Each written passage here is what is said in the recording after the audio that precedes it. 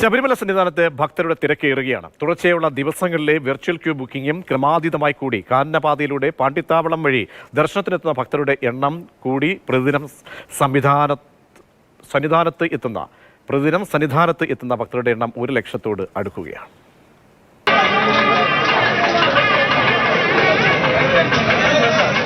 പുലർച്ചെ 3 മണിക്ക് ശബരിമല നട തുറന്നപ്പോൾ വലിയ രീതിയിലുള്ള തിരക്കാണ് അനുഭവപ്പെട്ടത്. ഏകദേശം ഇപ്പോൾ ഉച്ചയ്ക്ക് 1 മണി വരെ 48,000-ഓളം വരുന്ന ഭക്തർ ആ ദർശനം നടത്തി എന്നതാണ് മനസ്സിലാക്കാൻ കഴിയുന്നത്. ഇനി 3 മണിയോടുകൂടിയാണ് ശബരിമല നട തുറക്കുകയുള്ളൂ.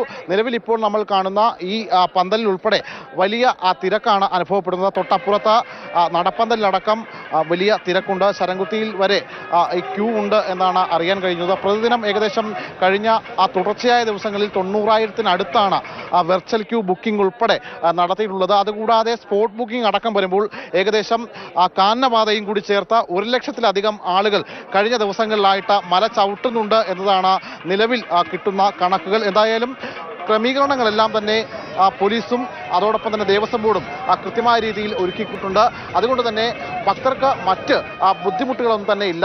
കൂടാതെ പമ്പയും നിലയ്ക്കലും കൂടാതെ മറ്റ് ഇടങ്ങളിലെ ഇടത്താവളങ്ങളിൽ ഭക്തരെ തടയുന്നുണ്ട്. തടഞ്ഞ് കൃത്യമായ രീതിയിൽ ഇവിടുത്തെ തിരക്ക് കുറയുന്നതനുസരിച്ചാണ് അവരെ കയറ്റിവിടുന്നത്. അവിടെ മറ്റ് ബന്ധപ്പെട്ട അടിസ്ഥാന സൗകര്യങ്ങൾ ഉള്ളതിനാൽ തന്നെയാണ് അവിടെ ഇത്തരത്തിൽ ഭക്തരെ തടഞ്ഞുകൊണ്ട് ഒരു നിയന്ത്രണം ഏർപ്പെടുത്തുന്നത് എന്നാണ് മനസ്സിലാക്കാൻ കഴിയുന്നത്. ഇപ്പോഴും ശബരിമലയിലേക്കുള്ള തിരക്ക് തുടരുകയാണ്.